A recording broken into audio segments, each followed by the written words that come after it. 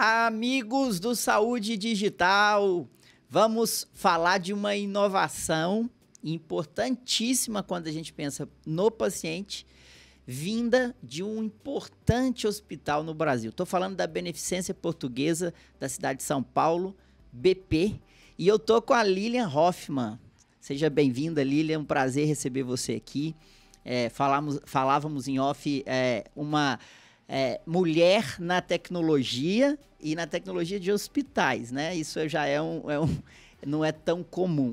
Então, seja muito bem-vinda para você contar para a gente o que a BP tem inovado usando a tecnologia na saúde digital. Mas primeiro, um pouquinho da sua história. Obrigada, um super prazer estar aqui com vocês também, né? Contar um pouquinho, falar da BP é sempre um orgulho para a gente. Bom, meu nome é Lilian, eu estou hoje à frente da área de tecnologia e inovação da BP, a Beneficência Portuguesa de São Paulo. E na área de tecnologia, a gente cuida não só da tecnologia da informação e da inovação, mas da área de engenharia clínica também, onde tem os equipamentos, seja para diagnóstico, seja para suporte à vida, está dentro da minha estrutura. Eu, na verdade, sou enfermeira de formação, fiz enfermagem e obstetrícia há muitos anos atrás, mas nunca exerci, acabei indo para a área de tecnologia, lá no Oswaldo Cruz, Hospital Alemão em São Paulo, fiquei 22 anos, depois tive uma passagem pelo São Luís da Redditor e estou na BP já há 10 anos. Então, comecei uma carreira na saúde, já era encantada por tecnologia, atuei na tecnologia e eu digo que hoje eu cuido dos pacientes por trás dos equipamentos. Né? Então, eu exerço a minha enfermagem de alguma forma. Olha que interessante. Vejam, pessoal, a gente pensa, né? Ela é a líder de tecnologia e inovação de um dos mais importantes hospitais brasileiros e a Lilian é enfermeira. Olha que interessante, né, Lilian? E você teve esse insight e seguiu esse caminho há um bom tempo atrás, há cerca de 15, 20 anos. Te diria que tem duas coisas que me fizeram mudar, né, de carreira, porque eu acho que a carreira, na verdade, ela dá o primeiro embasamento. E acho que duas coisas foram super importantes para essa minha mudança. Né? Uma delas, é claro que eu já tinha uma paixão por tecnologia, então acabei estando dentro do Oswaldo Cruz, e o Oswaldo Cruz estava num processo de implementação de sistemas, o que me atraiu, na época ainda de estagiária, para essa linha. E acho que o segundo ponto importante, que é oportunidade. Né? Então, a vida colocou na minha frente uma oportunidade, na época, dentro do Oswaldo Cruz, para ir para o, a gente chamava de Centro de Processamento de Dados, CPD. Era o CPD, e meu primeiro cargo era enfermeira de tecnologia. E era um cargo para ensinar a enfermagem. Ano? 1987. Meu Deus, olha que interessante. Muito tempo. E você vê eu fico falando, eu sou professor na Faculdade de Medicina e falo que o médico, né, ele pode ter uma carreira além do estetoscópio e do bisturi. Com certeza. Não só o médico, todos da área da saúde, né? E como você ganha diferenciais competitivos do ponto de vista de carreira, Perfeito. sendo profissional de saúde, sendo da área da saúde, eu acho que você usa isso no seu dia a dia. Com certeza. Sensacional. E aí você passou Hospital Alemão Oswaldo Cruz, trabalhou na Redditor também? Também trabalhei 3 anos, na época ainda São Luís, aí a Redditor comprou, né, a Rede São Luís, eu ainda fiquei mais 1 ano e há 10 anos vim para a BP. Já está há 10 anos na BP. Já. Vamos lá, vamos contar desse projeto bem interessante da cabine de telemedicina que vocês estão implementando. Se puder descrever para a gente, claro. É sensacional esse projeto, quero compartilhar aqui com o pessoal. Perfeito. Bom, a cabine, na verdade, é uma, como o nome diz, é uma cabine, né, automatizada. E qual é o objetivo dela? É trazer uma extensão para a telemedicina. Né? Então, um dos fatores que a gente percebe é que a telemedicina, muitas vezes, ela acaba se limitando, dependendo da realidade que você precisa observar no paciente. Né? Vamos imaginar que o paciente possa ter uma lesão na pele, ele possa ter algum achado, por exemplo, no ouvido, ele possa ter algum tipo de achado do ponto de vista de batimento cardíaco. E quando a gente faz a telemedicina tradicional, esses achados todos que passam por um exame físico, ele fica omitido, né, dessa relação médico-paciente. Então, a cabine, ela põe luz nesse local. Né? Ela traz vários devices que permitem que, além, obviamente, de uma história bem constituída, né, médico-paciente, a gente possa ter parâmetros, né, de exame acontecendo. E no caso da BP especificamente, a gente também observou que a cabine ela precisava ser instituída dentro de um modelo que a gente usasse numa pesquisa. E por que a gente teve essa crença?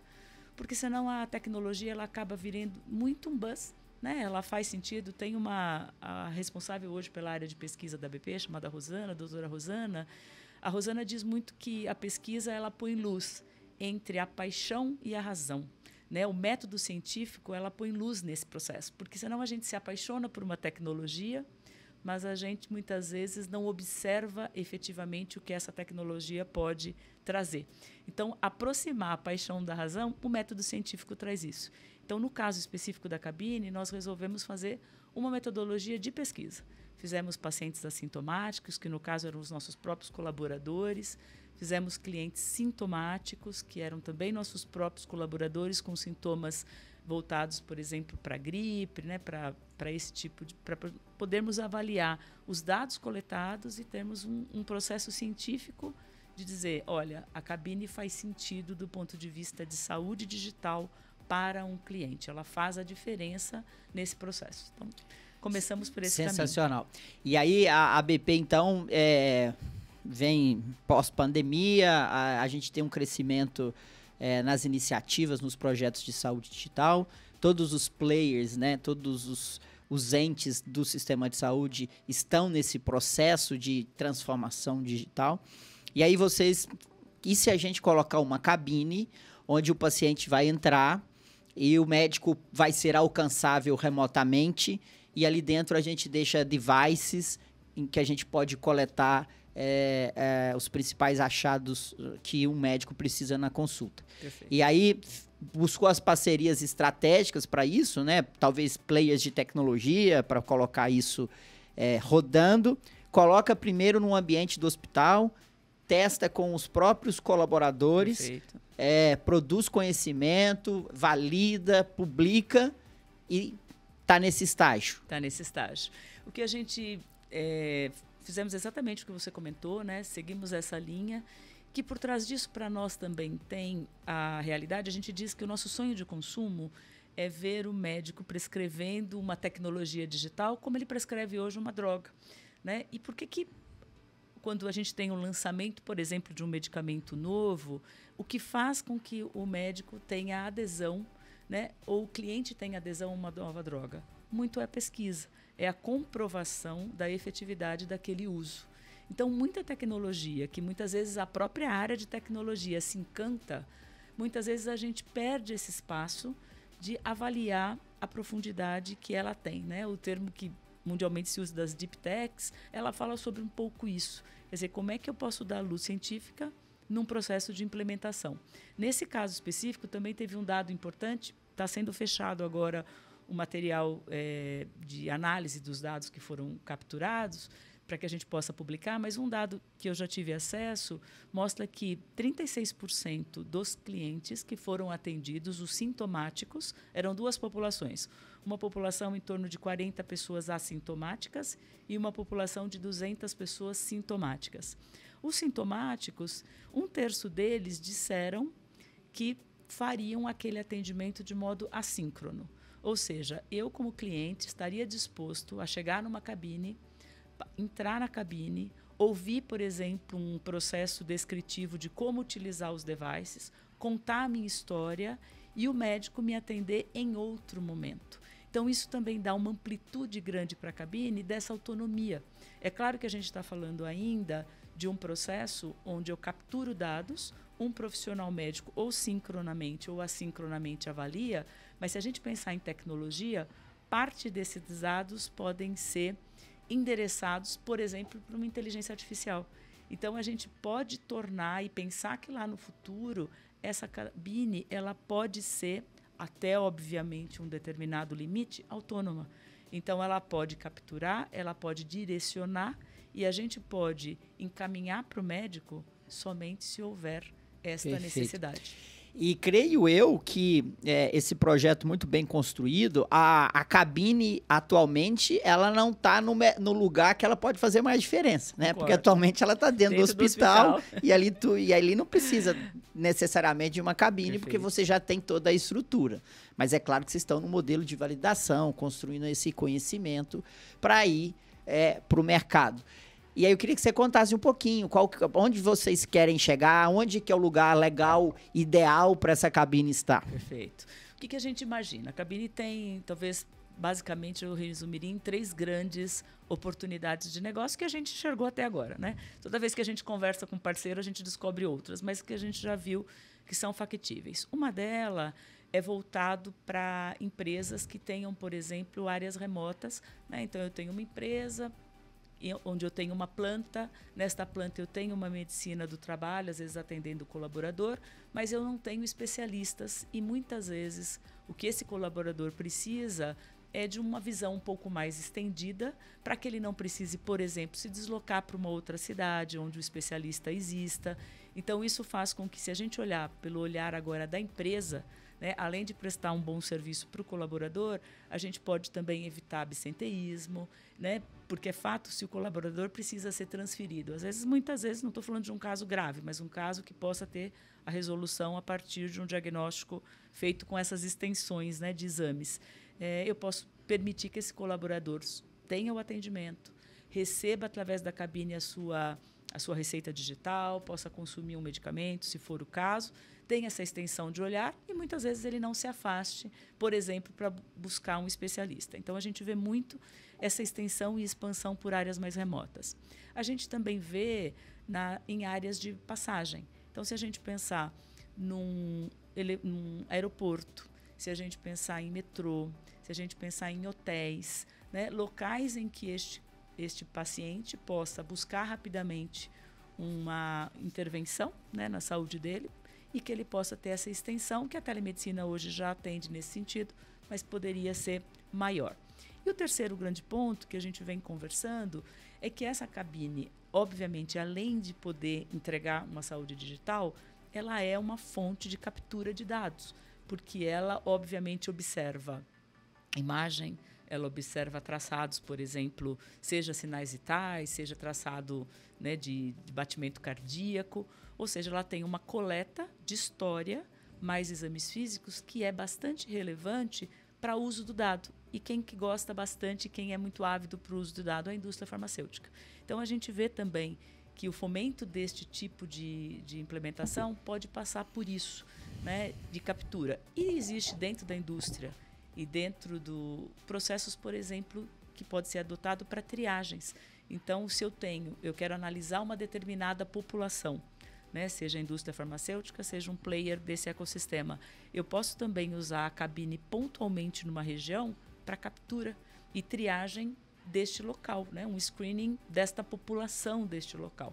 Então, a gente vê, e nossas conversas estão começando por esse caminho, né, olhando para a indústria, olhando para empresas e olhando para o paciente. Sensacional. E eu acho que o modelo de negócio ele é claro, né? A gente tem isso acontecendo em outros países. A China está bem forte nisso. Perfeito. Depois eu até queria saber a sua opinião sobre os benchmarks, como que vocês estão enxergando. Mas o que mais me chama a atenção é que, se eu fosse um investidor e estivesse olhando para esse negócio, me chama muita atenção um hospital estar atuando nessa necessidade. Eu creio que isso é uma necessidade não atendida. A partir do momento que a tecnologia está disponível e eu posso levar atendimento de precisão para áreas remotas, o sistema de saúde ganha e principalmente o paciente ganha. Perfeito. E é diferente eu ter uma empresa que nasce e ataca essa dor. É diferente eu ter um plano de saúde que ataca essa dor e é diferente quando eu tenho um hospital que ataca essa dor. Porque o hospital, ele já faz isso no ambiente dele. Então, eu diria que está intimamente ligado ao core business de um hospital. E agora ele está capilarizando. É como se ele estivesse colocando filiais, né? E essas filiais podem espalhar pelo mundo inteiro. A gente costuma, no nosso planejamento estratégico, a gente chama isso de hub de saúde, que é um pouco a aspiração que a BP tem de posicionamento de mercado. Né? Então, quando a gente olha para exatamente o que você capturou, né? Tem um processo de expansão, se a gente pensar que a gente pode fazer do ponto de vista materializado, né? A BP tem uma parceria e uma sociedade, na verdade, feita com Bradesco e Fleury para se colocar também num processo de cancer centers, né? Totalmente descentralizados. Aí é uma parceria física, né? Onde nós vamos ter clínicas, hospitais que entregam uma oncologia diferenciada. Mas existe a expansão do ponto de vista digital. Então, estes caminhos, que é encontrar espaços para que a gente possa expandir e conectando e trazendo exatamente o que você comentou, é aproximar essa medicina terciária que a gente faz de alta complexidade para um processo de um diagnóstico, inclusive de atenção primária. É trazer este processo. E esse paciente, que ele possa ter esta jornada. É claro que se um paciente precisar de uma cirurgia, né, a gente diz, poxa, o paciente talvez não venha se deslocar, mas eu posso ter parceiros, né, espalhados que possam atender esse cliente que é capturado, por exemplo, numa cabine e que possa ser endereçado. E qual o mais importante?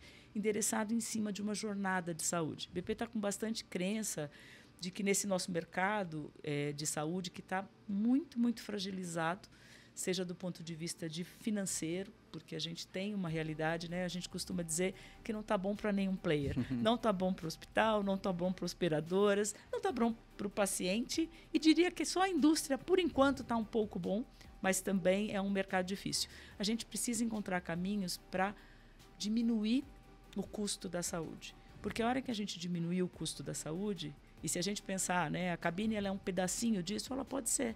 Eu posso evitar que este paciente se desloque, que ele vá para um pronto-socorro, que ele utilize uma estrutura mais cara quando ele não precisa dela. A hora que essa saúde ela for olhada numa cadeia mais barata, ela vai permitir que a gente tenha mais acesso. Então, esse caminho precisa acontecer. E a jornada do cliente? Né? Se o paciente faz um diagnóstico e ele tem uma indicação, vamos dizer que ele tem uma indicação cirúrgica, eu preciso levá-lo para este processo e preciso monitorá-lo no pós deste processo. Então, olhar para o cliente numa jornada e no conceito de hub, como você falou, é o que a BP tem pensado. E assim, eu costumo sempre dizer que as boas tecnologias retiram atritos, melhoram processos. Né? Essa cabine, se eu enxergar como uma tecnologia, todo o pacote, a gente tem tudo isso que você citou, né, de retirando atrito, melhorando processos, garantindo mais acesso para o paciente, tendo a possibilidade de diagnósticos mais precoces, onde você vai poder atuar mais rápido, reduzindo custos. E se bem feito, ele já nasce interoperável. Né? Ele já nasce interoperável. Não tem como... mas vou ter que digitalizar. Não, a cabine já nasceu digital. E ali é uma fonte rica de dados, que esse dado, se eu enxergo ele dentro de um hub, isso pode fazer muita diferença para o paciente e para o sistema, reduzindo custos. Então, é muito interessante, é muito legal. Sem dúvida, eu acredito que nós vamos avançar para isso aqui no Brasil, porque o nosso país ele tem condições propícias, né? Somos muito grandes de território, né? E aí o que eu quero perguntar é o seguinte, sobre a fonte pagadora, né? Porque eu vejo que é como se fosse uma clínica, é como se fosse um mini hospital em qualquer lugar que tenha acesso à internet e um ponto de energia. Até que ponto as operadoras estão preparadas para entender que esse hub vai reduzir custo ou não? Ou ela está ainda enxergando que é mais uma clínica que ela está credenciando, mais um hospital que ela está credenciando, ou seja, mais um ponto para ela investir o dinheiro dela? Perfeito. Acho que essa pergunta é o que diariamente a gente faz e conversa com as operadoras, né? E no conceitual, é óbvio que se a gente seguir no modelo atual, né, e no modelo mais clássico, que é o que a gente chama de fee for service, né? Então, eu vou te pagar por um serviço que você executa. Ele é um modelo que, em última instância, ele privilegia o mau atendimento. Se a gente pensar assim muito friamente. Sim. Né? Se eu vou para um hospital, eu faço uma cirurgia, se eventualmente eu tenho alta, depois dessa alta eu tenho um problema e eu sou obrigado a voltar num pronto-socorro. E vamos supor que, nesse exemplo hipotético, eu tenha esse problema ocasionou porque eu não fiz um bom atendimento durante o processo cirúrgico. Eu crio uma realidade onde, num fee-for-service, essa operadora tem que remunerar por esse mau atendimento, porque esse paciente volta. Né?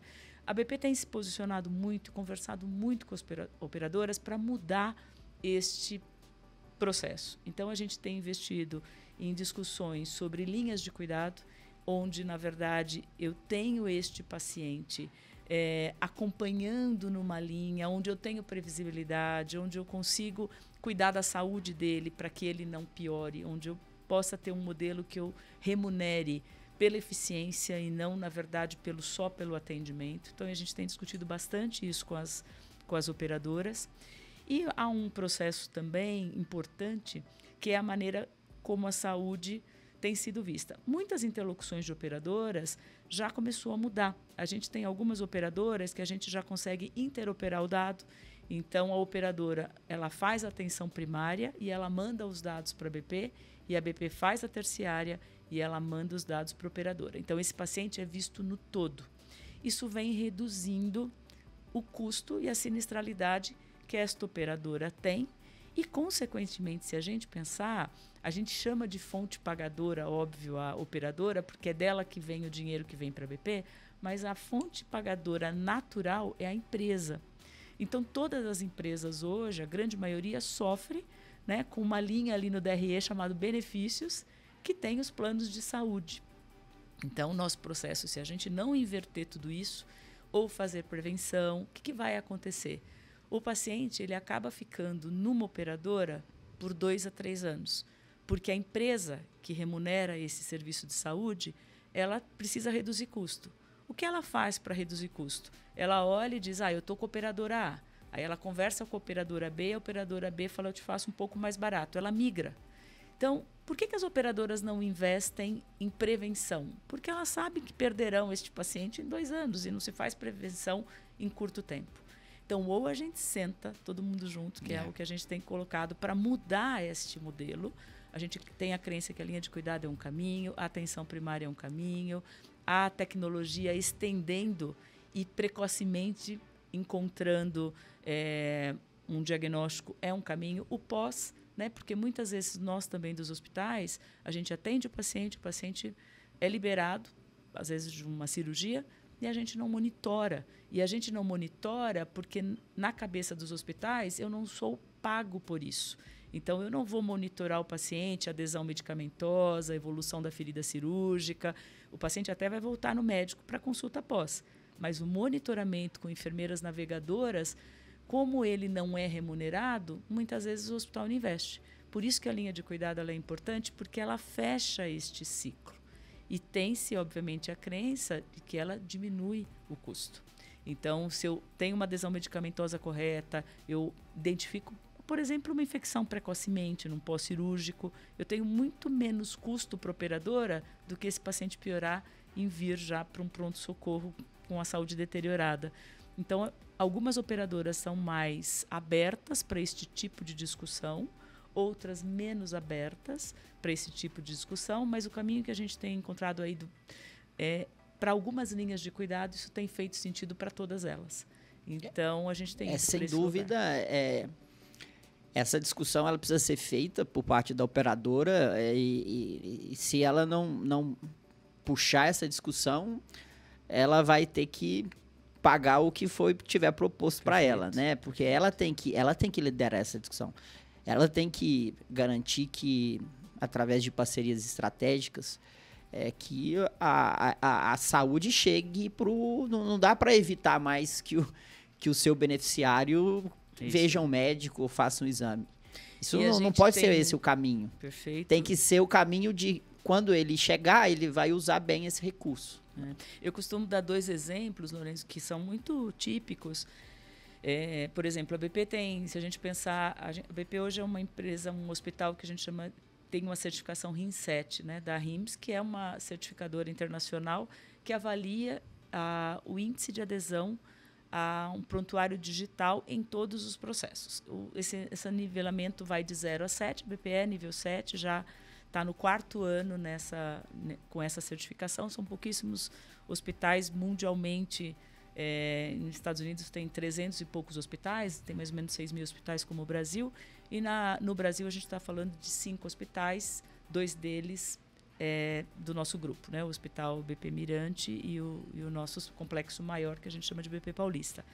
Por exemplo, a gente tem uma tecnologia lá, que é uma tecnologia que faz parte dessa certificação, que a gente chama de ciclo fechado do medicamento, que 100% das drogas administradas para os pacientes e também os hemocomponentes, eles têm uma rastreabilidade à beira-leito, onde o sistema checa hora certa, medicamento certo, paciente certo, dose, naquele processo. Isso é uma tecnologia que depende de eu ter, obviamente, leitoras digitais, eu identificar o paciente, os sistemas, o Wi-Fi disponibilizado pelo hospital todo. Só que se eu chegar para a operadora, né, e como tecnologia, dizer para a operadora assim, olha, o teu paciente vai ter menos risco de ter um erro de medicamento porque eu tenho uma tecnologia, ele não vai aumentar a minha diária por causa disso. Então, essa tecnologia ela vem dentro de um pacote que diminui o meu índice, por exemplo, de erros de medicamento, que é uma das causas mundiais de morte nos hospitais. Só que eu preciso discutir sobre isso. Eu não posso dizer para a operadora, me pague mais porque eu tenho isso. Outro exemplo, nós acabamos de adquirir, há um tempo agora, um PET digital. Tínhamos PETs analógicos, né? O PET é usado muito para o processo de rastreamento do estadiamento dos processos oncológicos. O PET digital ele dá uma acurácia maior do que o analógico, ele precocemente identifica alterações, né, nessa imagem. Eu não posso chegar para o operador e dizer, olha, o PET que eu tinha antes, eu tinha uma manutenção de tanto, e o PET digital é mais caro, eu investi no CAPEX e tenho uma manutenção maior. Eu preciso inserir este processo dentro de uma linha. Então, se eu tenho com você uma linha de mama, eu vou dizer para você, na hora que eu vou negociar com você, tudo que eu vou fazer precocemente, porque esse paciente de mama vai ser mais bem tratado na BP do que vai ser tratado em outro serviço. Então, a tecnologia ela precisa estar embarcada dentro de um contexto. Meio, né? Porque senão... E não o fim, né? Exatamente. E aí, só você falando, o caso, o PET é a tomografia por emissão de pósitrons, né? Uhum. E aí, é bem interessante que você consegue, nesse exemplo, a gente consegue tangibilizar o quanto a tecnologia é meio. Perfeito. Porque se eu chego lá enquanto hospital e falo assim, agora eu tenho um PET digital, eu tenho um sistema que vai economizar, vai evitar erros. A operadora, ela... Tá bom, parabéns para você. Eu quero ver a conta no final do mês. Essa é a realidade. Agora, se eu, enquanto gestor, enquanto hospital, enquanto profissional, enquanto médico e estou atendendo meu paciente, enquanto enfermeira, enquanto qualquer profissional que está economicamente ativo no mercado de trabalho, ele entende a tecnologia como uma forma dele entregar mais valor, dele retirar atritos, melhorar processos, consequentemente, o retorno, o ROI, o retorno sobre o investimento virá. É isso aí. Não tem outro caminho. Perfeito. Né? Então, não adianta, sei lá, bater na porta e falar, eu vou comprar, não. Compra, faz o seu investimento e aí quais são esses retornos que a gente pode mostrar? Né? A experiência do paciente, perfeito, a jornada do paciente dentro do hospital. Só no exemplo que você deu. O melhor desfecho, a melhor satisfação do médico em trabalhar naquele ambiente, a melhor satisfação dos profissionais de saúde em trabalhar naquele ambiente, o NPS do paciente que atende. E aí, esses pacientes eles vão chegar e falar assim para as empresas que eles trabalham, o RH... Não é possível, a BP não está credenciada no meu plano. Olha lá, o meu filho foi lá, a minha mãe, o meu tio. Vocês precisam credenciar a empresa aqui que eu trabalho, porque senão eu vou para o concorrente da sua empresa. E aí a roda gira, e a roda acontece. E quem está sendo beneficiado é o paciente, e a tecnologia foi um meio. Ela não foi a solução, ela não foi a saída, mas... Se os profissionais que lideram esse setor não enxergarem que é necessário fazer isso, embarcar essa tecnologia para ganhar depois na entrega, no melhor desfecho, os avanços serão muito pequenos. Perfeito, né? Isso. E a tecnologia, né, ela tem a prerrogativa de poder gerar escala. Então, a gente teve um projeto também que nós rodamos um MVP, que era, na verdade, um assistente virtual que faz um processo de acompanhar os pacientes cirúrgicos que precisam de um acompanhamento sobre o risco de tromboembolismo venoso. Então, como é que era feito classicamente? O grupo de farmacêuticos, né? Esse paciente, a grande, vamos dizer, processo de prevenção, né, estava relacionado ao uso de um medicamento no pós-cirúrgico e também a exercícios e alguns tipos de situações que preveniriam que ele tivesse esse desenrolar pós-alta. E no modelo clássico, nós tínhamos farmacêuticos que faziam contato com este paciente dentro de uma regra, né, navegavam esse cliente, e esse cliente, seja para entender se tinha algum tipo de sintoma, ou se tinha adesão medicamentosa, se estava seguindo o processo orientado. E aí nós falamos, bom, qual era a nossa dificuldade de escalar? A BP faz 100 e poucas cirurgias dia. Claro que nem todos são elegíveis, né, para prevenção de TEV, mas alguns. Então, eu tinha que ter um grupo de farmacêuticos. Aí, quando você ligava para o paciente não podia atender, ou o paciente não atendia porque vinha número desconhecido e, portanto, deve ser alguém aqui querendo me importunar. Qual foi o caminho? Poxa, eu posso ter uma tecnologia, um chatbot, que possa fazer esse contato com esse cliente, que possa ter uma árvore de decisão inteligente, que possa já ir monitorando e o paciente, obviamente, a qualquer momento, dependendo do achado que o chatbot faz, eu derivo para uma central farmacêutica. Com isso, a gente pôde ampliar muito mais o olhar para esses clientes. Por quê? Primeiro, ele respondia, né? Nós temos a característica de olhar muito para o WhatsApp, o chatbot atua nessa plataforma, então o paciente achava aquilo divertido, diferente de receber uma ligação. Ele podia fazer no momento em que ele queria ou podia. Então, se ele não podia atender, mas ele viu que a mensagem chegou, na hora que ele podia responder, ele fazia. E muito daquela interação era resolvida pela tecnologia, porque o chatbot observava as perguntas e não havia necessidade de passar para o farmacêutico. Se houvesse, podia ser por um desejo do paciente ou por uma árvore de decisão, caía.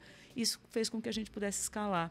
Então, também é um exemplo de tecnologia que permite, se a gente olhar para dentro das instituições, diminuição de custo. Porque se eu tiver que sentar um profissional para fazer uma ligação, eu posso, entre aspas, né, com muito cuidado essa palavra, mas substituí-lo até um ponto em cima de uma árvore de decisão e, a partir do momento necessário do profissional, eu passo. Então, também, a tecnologia traz essa oportunidade para a gente na saúde. Né? Para a gente caminhar para o fim, temos notado que o número de médicos que são formados a cada ano aumenta vertiginosamente. A expectativa em breve, cerca de 30 mil novos médicos no mercado. Um dos principais locais de atuação do médico é o hospital. Então, o hospital ele é um empregador do médico. É o mesmo um empregador ou um parceiro, a gente pode denominar como a gente entender. Mas eu queria que você falasse, assim, ao longo da sua experiência de lidando, sendo enfermeira, sendo uma profissional de saúde e lidando, né, com profissionais médicos. E eu faço esse recorte para o médico porque o nosso podcast é bem focado para auxiliar o colega ali nessa transformação digital. Como que você vê o profissional, com a sua experiência, que profissional você gostaria de contar com ele no seu hospital? Perfeito. Olha, isso é um sonho de consumo. Eu te diria que, primeiro, obviamente, além dos skills necessários, né, de um profissional que trabalha em equipe, um profissional que consiga ter uma visão da jornada do paciente como um todo, que vá além daquele processo de atuação. Mas se eu pensar nas questões tecnológicas, eu diria para você que, primeiro, um profissional que saiba utilizar dados. Acho que esse profissional médico, e o utilizar não precisa ser o médico cientista de dados, né? Mas o profissional que olhe para a tecnologia e para o dado como um grande apoio à decisão para ele, né? Então, é um processo, por exemplo, de uma condição crítica que começa a alarmar a partir de um dado, que a atuação deste profissional voltado para entender que as ferramentas elas podem e devem não substituí-lo, mas que ela pode tornar ele mais ampliado, a visão dele, é esse profissional, né? É aquele profissional que não fica só dependendo de um processo daquele conhecimento dele, que ele seja plural, que ele entenda que a tecnologia vem e agrega para ele. Então, é o profissional que se interessa por olhar para um alarme, por exemplo, para olha, o sistema, o prontuário está alarmando um risco de sepse, né? Eu entender que este alarme do risco de sepse, ele não é simplesmente uma tela de pop-up que eu tenho que dar um ok e eu não faço leitura. Ele tem por trás algo para me ajudar, para eu tomar uma decisão precoce. Então, acho que esse profissional antenado com um conjunto de informações e dados que a tecnologia traz. Acho que esse é um profissional que eu encontro vários hoje já no mercado, que é o profissional que a gente gosta bastante. O profissional que também entenda que eu vejo muito assim uma característica no profissional médico e que é super relevante, né? Se a gente olhar para o profissional médico ao longo dos anos, eu vejo que o bom profissional, os professores falam assim, quem você admira hoje como médico, né?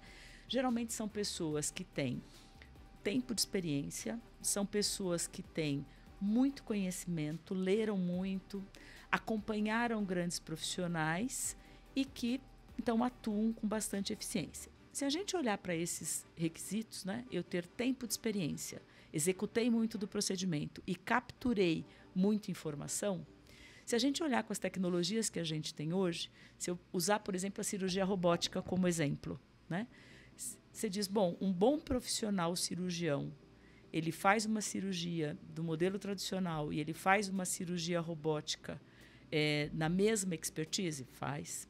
Um profissional que esteja com menos exposição a ter feito muitas cirurgias, ele pode se aproximar do nível de eficiência de um profissional que fez muita cirurgia com o uso de um robô? Sim, porque o robô vai corrigir e vai ajudá-lo a ter aquela mesma expertise que um profissional que passou anos executando aquele procedimento.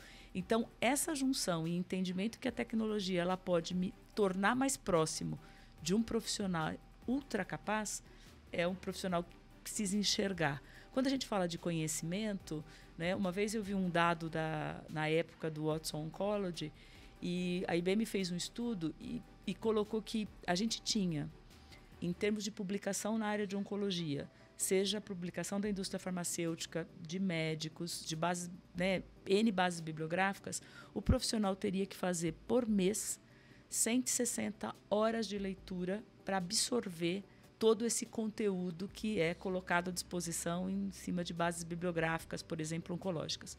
Se a gente pensar que um profissional desempenha no mês 220, 230, quando muito horas, é impossível e humanamente impossível eu capturar, né, como profissional, tudo que é estudado, publicado.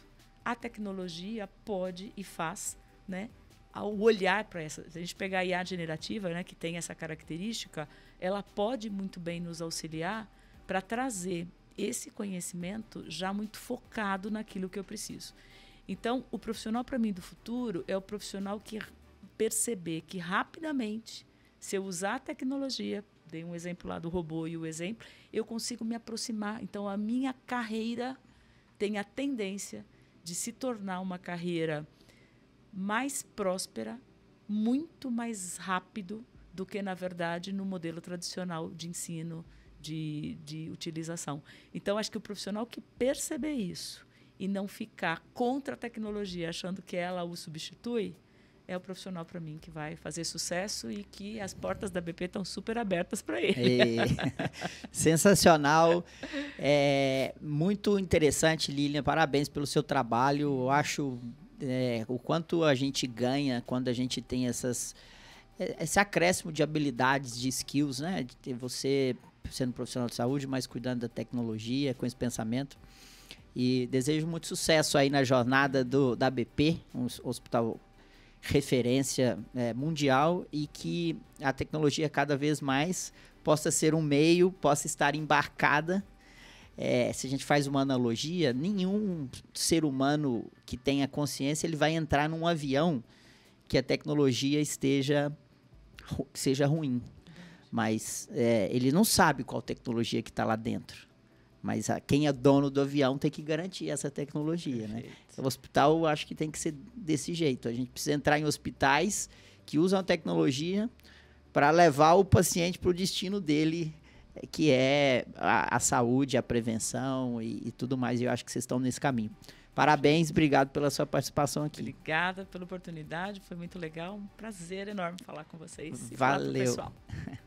Pessoal, é isso aí, eu quero o seu feedback, conta aí pra mim o que você achou, manda seu recadinho, @LorenzoTomé, você pode dar estrelinhas, eu sempre peço isso aí, isso faz muita diferença, a gente ganha notoriedade, a gente ganha relevância quando você avalia o nosso podcast, os algoritmos trabalham a nosso favor, deixando o Saúde Digital mais eficiente, e você também mandar a sua dica, quem você gostaria que eu trouxesse aqui, qual tema você gostaria de ouvir, de ver. Estamos no YouTube, em todas as plataformas de podcast.